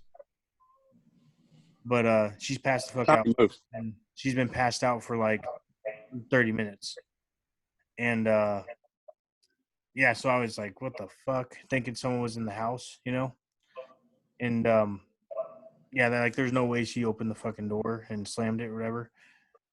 So anyways, I ended up looking in her room, searching her closet, all that stuff under her bed, nothing. So I started like kind of freaking out because I mean, I had like no explanation for why that happened. So I go wake up my kid. He's 8. And I'm like, hey, serious, we need to I said, look, all seriousness, you need to come with me. Went to the gun cabinet. I said, okay, you're going to stare down this hallway. And the gun cabinet's all the way at the end of the hallway in the first living room, the dining room. So I was like, okay, stare down this hallway, and you're going to tell me if you see anybody. And if you do, you need to tell me right away. So I open up the gun cabinet, start to load the gun. And anyway, so I tell him, hey, go stand in that corner. So he goes and stands there, tell him I need to know at all times. So anyways, I searched the whole house, nothing. Okay, so still pretty fucking freaky because no explanation why that happened. And like a week prior, my wife said that she heard footsteps in the house of an adult footstep, but there was no adult other than me and my wife in the house. But I thought she was just crazy, you know. But anyway, so later that night, I called my wife. She's working late. So I told her, hey, when you get off, just come straight inside the house, open the door. I'll explain to you. So she ends up coming in. I explained it to her. She was kind of freaked out or whatever. My kid was shaking, like fucking, like shaking, hyperventilating a little bit. And which is understandably, I kind of freaked out. But, so an hour later, in the laundry room, folding laundry, and it's like in the corner of the house. And she said, "Hey, did you hear a dog barking?" And all of our dogs were in the living room with me. And I'm like, no. And while she's telling me this, they go, "It's right there. You don't see that? It's outside."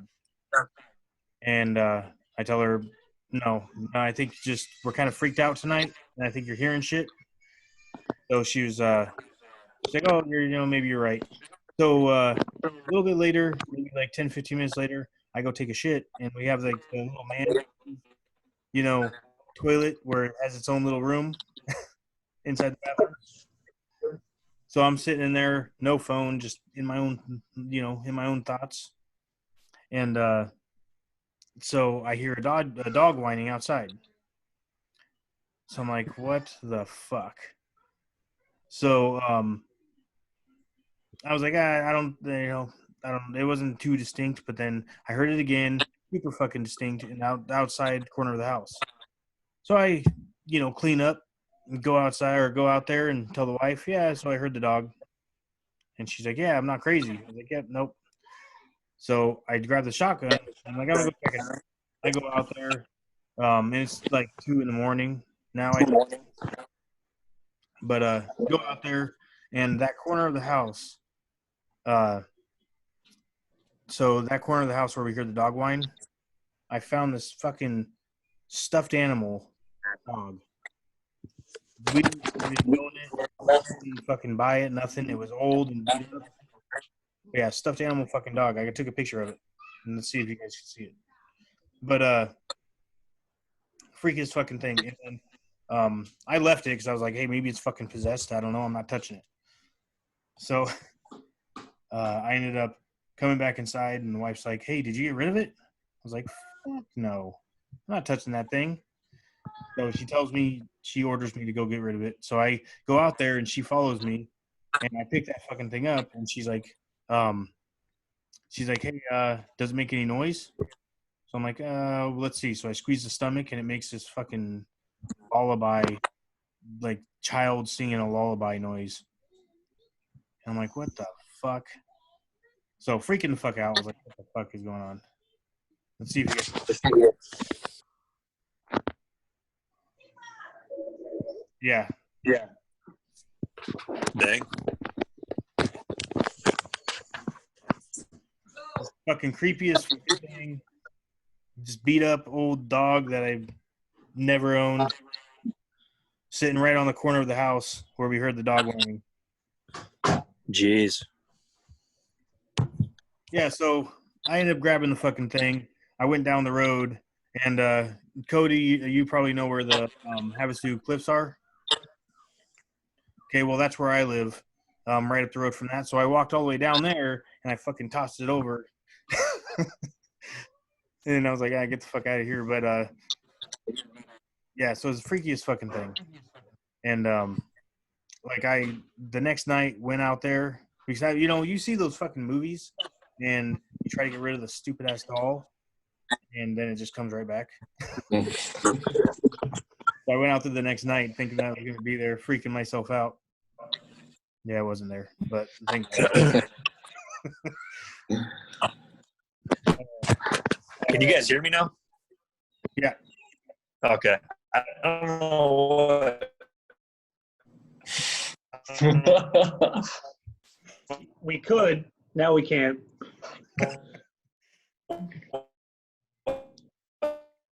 Billy might need to sit this one out. Billy, stop playing the fucking piano, man. It sounds like a fucking Simon Says. Yeah, it does. It does, don't it? Why it was cutting out like that. You guys are probably, I don't know, just the Wi-Fi in my house. I don't know. Fucking horrible. Right there, he's kind of like looking down. I think he's passed out. Yeah. Yep, Tony passed out. Oh, no, there he is. Oh, there he is. Oh, God. Oh, would you look at that?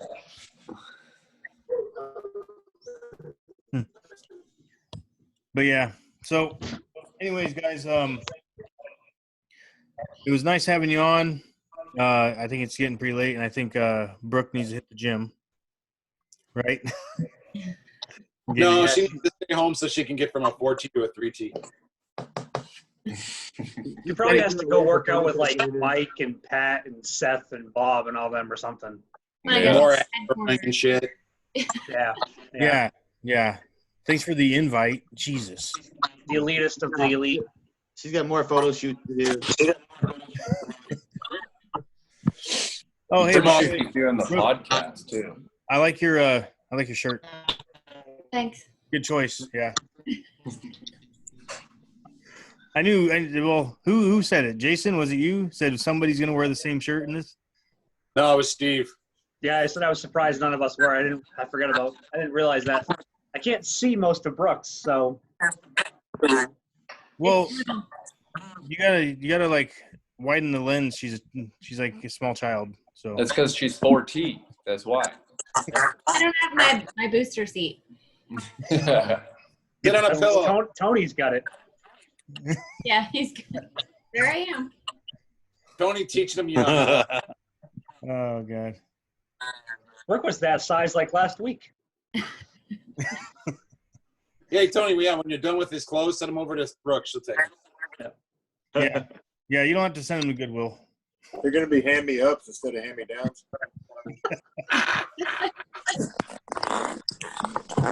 Oh God. Oh hey, you know what, Steve? What's your moniker? Hold on, there was a lot of feedback. What'd you say? What's your moniker? The Meme King, or I don't know. I think Tony had a different one, but I forget what it was. Oh, Sir Dad Joke. That was it. Thank you. Sir Dad Jokes? Yeah, he throws dad jokes at us every week. Yeah, which I find funny because he's not a dad. Exactly.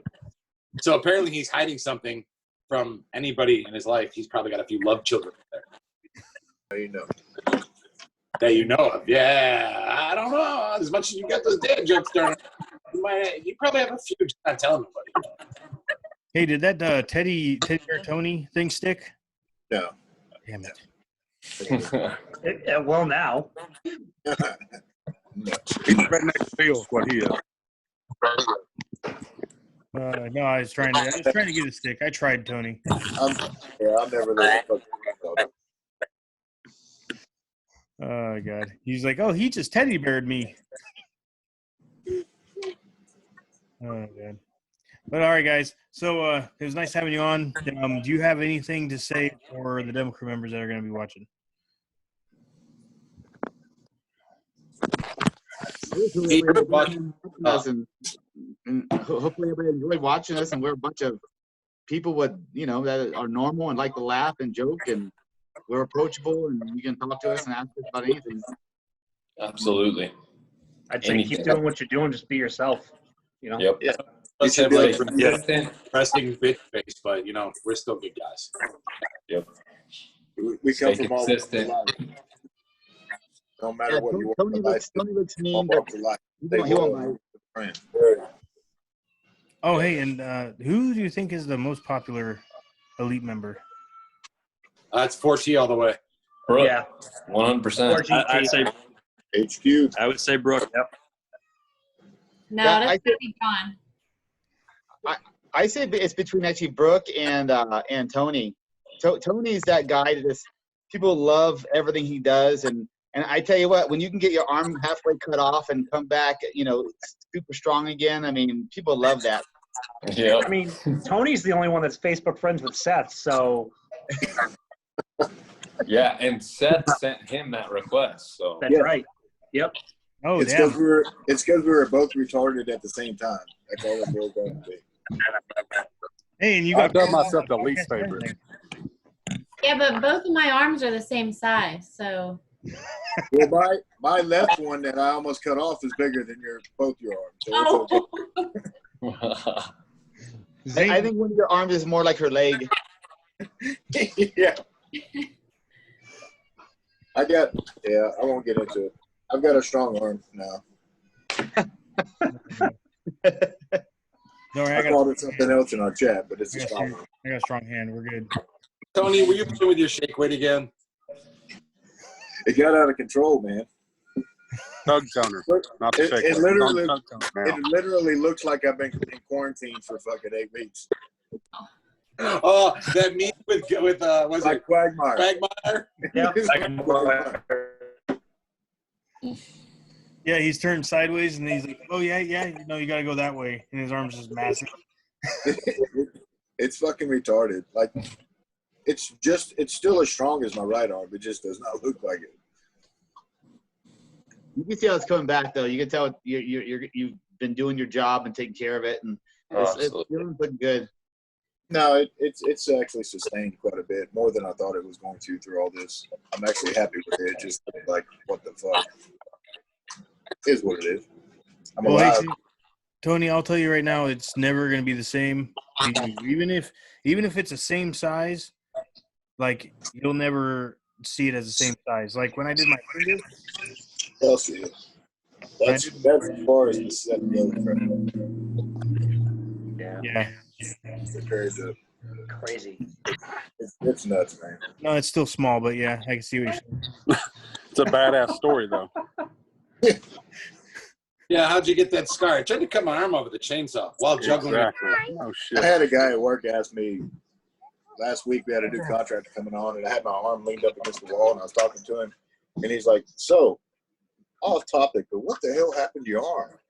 And I was like, "Well, tried to cut it off." He's like, "You're shitting." No, I'm being serious. So it is a nice story to have that. Most people are like at the gym, they're like, "So you tore your bicep?" I'm like, if I tore my bicep and that's what the surgeon did, I'm suing the surgeon. That's all I'm doing. Yeah. Like, this is bad. Yeah. But like I was saying, I mean, like, I had a cast on for, I think it was like 3 months because I had to have surgery twice on it because of the scar tissue buildup and shit, and it wasn't coming back. So my wife says my arms look the same size, but I think she's being nice. But ever since then, my left arm has always looked small to me. Like, I try to work it out even harder and harder. It's never the same. You know what I mean? Even though like I feel like it's stronger, has more stamina and shit, which is fucking weird. But just looking at it and from me knowing what happened, and I've been working on it and focusing on it too much or more often than my right, I think it's never gonna be the same. It's gonna be like your arm, Tony. You know. Did you tear your bicep, Steve? No, mine's my finger. So I love my firearms, and my uncle had this really nice. Did you find your hand off? Yeah, look at it. He doesn't straighten. His wife loves that thing. Yeah, you just. You know. You don't. No, she don't watch this, so. Reason I asked, well, because I can't ask Tony because Tony almost got his arm cut off by a chainsaw. But like my bicep on my right side, like anytime I go to do curls, like traditional like bicep curls, hammer curls, my forearm, like it literally feels like my forearm is being pulled one way and my biceps being pulled up like the opposite way, which to me kind of seems like a tear about to happen. I don't really know. So I was just curious just because, I mean, I don't know if it's or if it's just like you hear a noise and it's just. You go get an X-ray. And they look at see calcification on there, then that's about to happen. I had both my triceps when I had bone spurs. Realize that. So the doctor. I'm like, okay, how do I get rid of them? He goes, well, you didn't destroy the tendons, so you just live with them. I'm like, okay. That pain went away. Okay. Yeah. But yeah, if you feel like that, X-ray first, because I know a guy who tore his forearm muscle right off the bone. Something similar to what you had. Not a pretty sight in the gym, by the way.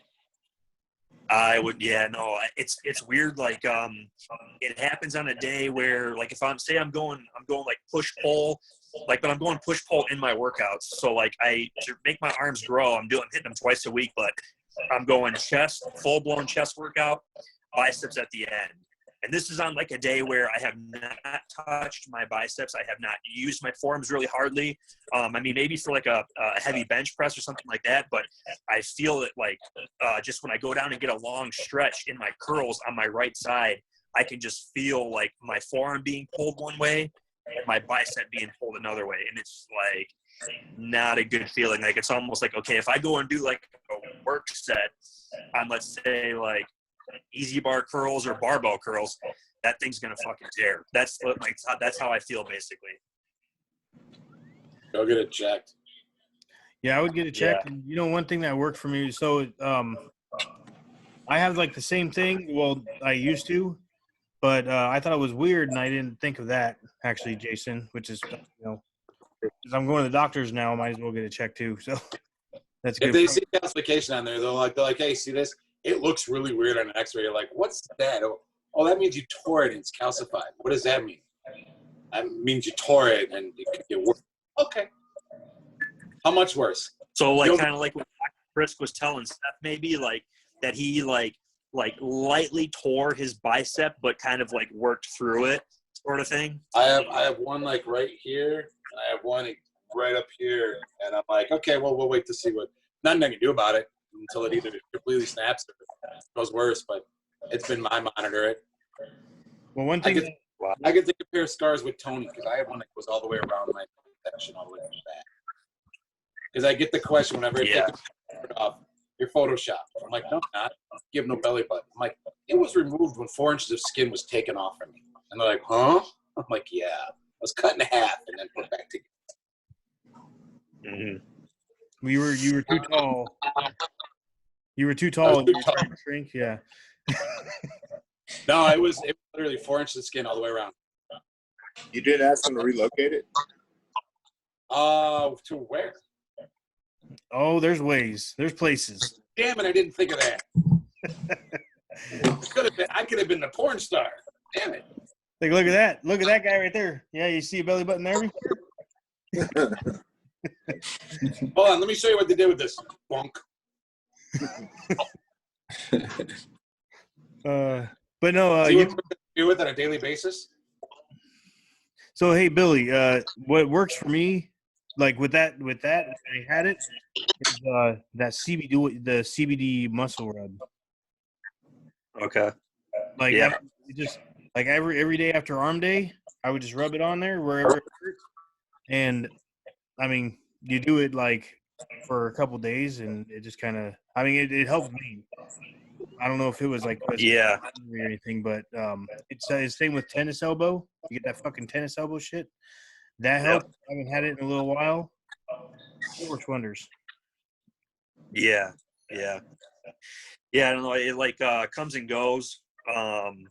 Before this pandemic, I was going to a massage therapist at my gym, so I literally could like walk right out of the gym doors, and like she's inside the lobby, like in her own room, and she was like literally like just pushing on my forearm, like in that spot that was really tight, and like that was helping. So it was like she was almost like breaking up like anything that was going on like in that area. And then one of my other buddies, he had that same feeling too, like in his forearm, and he was shooting something in his forearm. I don't know what it was, but with like an insulin needle, and that was taking the pain away. I don't really know exactly what it was, but I mean, the CBD stuff sounds like it works. Everybody that talks about it, at least it works. Because I've heard not one person say like, "Oh yeah, I use CBD. I used it a couple of times, and now it doesn't work anymore." So might need to try that. Yeah, just one thing that I was told, just get the one, or just check the container and make sure it has THC in it. So yeah, but I think it's gonna be good. I mean, it worked for me pretty good, and I haven't felt it in a little while. So yeah, but I use that stuff religiously now. So I mean, yeah. But all right, guys. So Jason, good luck with your show. Best of luck. You're killing it. Thank you. Yeah. Brooke, enjoy your workout. Steve, stay classy. Always. Yep. Billy, you do you. Yep. Cody, we're gonna hit a workout eventually. Yeah, you got to get over to Iron Age, man. Check it out.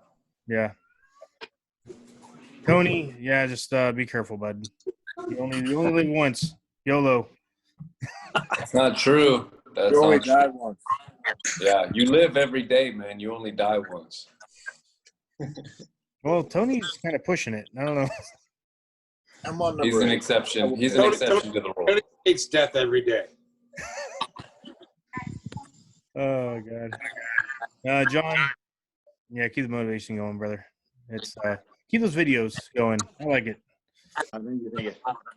That's why we call you Mr. Elite. I think that's what they call you. I don't know. Uh, I'll take it. and Drew. Yeah, don't drown. You spent a lot of time. Brown. But all right, you guys have a good one. I appreciate your time. Okay. Later, man.